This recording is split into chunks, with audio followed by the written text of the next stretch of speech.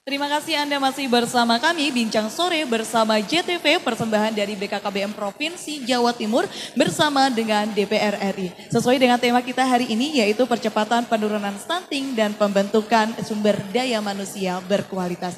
Baik pemirsa, langsung saja kita tanyakan kepada perwakilan OPD KB Kabupaten Bondowoso, yaitu Ibu Anisatul Hamidah MSI. Beliau ini sebagai Dinas P3KAKB Bondowoso, Ibu.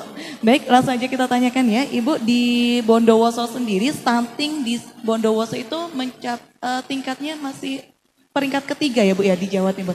Nah ini bagaimana Bu, strategi apa saja yang Ibu lakukan di Bondowoso ini untuk percepatan penurunan stunting di Bondowoso ini Bu? Yang pertama adalah soal mindset, soal harus merubah perilaku. Maka karena merubah perilaku, merubah mindset, maka langkah-langkah yang kami lakukan adalah bagaimana merubah perilakunya. Dengan cara apa? Investasi masa depan itu adalah peningkatan kapasitas SDM. Akhirnya kami tidak bisa kemudian hanya menyelesaikan soal perkawinan anak. Soal perkawinan anak ini harus diselesaikan dari hulu sampai dengan hilir.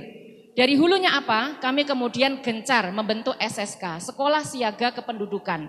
Sekolah Siaga Kependudukan itu tingkat SMP, SMA, di mana materi-materi pelajaran diintegrasikan dengan kesehatan reproduksi, dengan pendewasaan usia perkawinan, dengan gerakan zero stunting. Ada Saka Kencana, ada Pojok Kependudukan, ada program namanya SOTH, Sekolah Orang Tua Hebat. Ya, kami sampaikan kepada para ibu, oke, ibu-ibu dulu nggak lulus SMP, tetapi harus terus belajar lewat Sekolah Orang Tua Hebat dan Sekolah Lansia Tangguh atau Selantang. Untuk apa itu semua?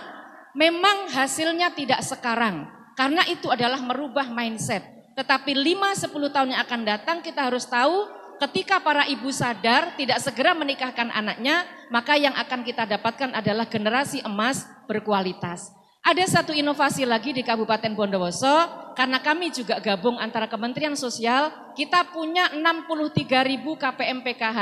Kita buat sekolah juga, namanya Sekoper PKH, Sekolah Perempuan untuk Peningkatan Kualitas Hidup. Di Sekoper PKH pun itu juga terus kita masukkan materi-materi yang berhubungan dengan pendewasaan usia perkawinan. Alhamdulillah kita didampingi oleh Australian AGS terkait dengan program ini untuk supaya hari ini para ibu juga komitmen deklarasi untuk tidak menikahkan anak-anaknya. Kita juga tahu Bapak Ibu yang di Bondowoso ada budaya namanya dusok ya. Jadi kalau sudah ditunangkan calon laki-lakinya nggak pulang-pulang dari rumah perempuan. Dan calon perempuannya nggak pulang-pulang dari rumah suaminya. Yang terjadi kemudian masyarakat menganggap ketika sudah tunangan seolah-olah halal. Betul nggak? Mereka berdua kalau lebaran ayo cong kenalkan sama Pak D-nya, Bu D-nya. Ketika 3 hari berturut-turut berdua apa yang terjadi? Kehamilan tidak diinginkan. Kalau sudah terjadi KTD yang dilakukan kemudian memohon-mohon kepada hakim pengadilan agama untuk diska. Ya, itulah kemudian yang memutus mata rantai sehingga karena kami bergabung, kita kemudian Kementerian Sosial, Pemberdayaan Perempuan, Perlindungan Anak dan Keluarga Berencana, akhirnya kita punya inovasi 3 stop ya. Stop anak melahirkan anak, jangan sampai anak di bawah 19 tahun hamil, jangan sampai. Di SSK pun kita sudah ada gerakan minum pil tambah darah bersama-sama. Kami sudah turun ya ke sekolah-sekolah, ke pondok-pondok pesantren. Ternyata pil tambah darah itu disimpan di lemarinya, enggak diminum. Akhirnya sekarang kita gerakan. Ada yang setiap Senin, ada yang setiap Rabu. Ayo semua pegang pil dan semua pegang minum. Diminum bersama-sama di sekolah dan di pondok pesantrennya. Ini untuk memastikan bahwa pil tambah darah yang dikirim BKKBN itu tidak sia-sia dan tidak dibuang. Memang tidak nyaman, tetapi mereka harus sadar bahwa itu manfaatnya luar biasa dan melindungi generasi kita menjadi generasi emas Indonesia berkualitas sesuai arahan Presiden bahwa tahun 2045 ketika Indonesia berusia 1 abad atau 100 tahun, seperti yang disampaikan Dok Nik tadi bahwa sekarang adalah bonus demografi.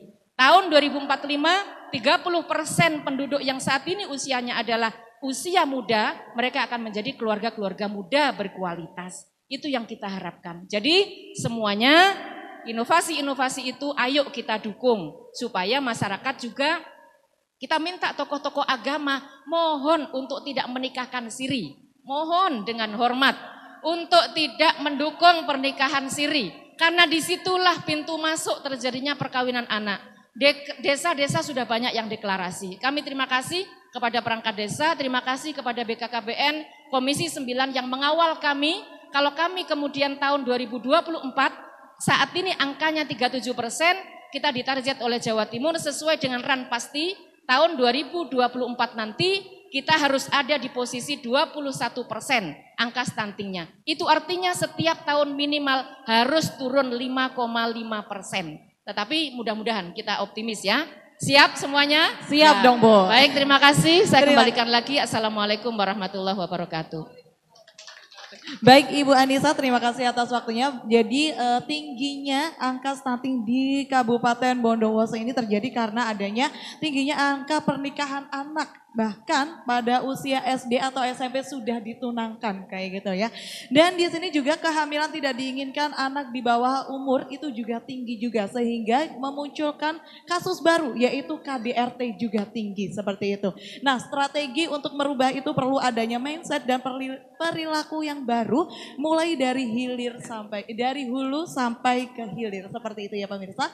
Baik kalau gitu jangan kemana-mana, tetaplah bersama kami.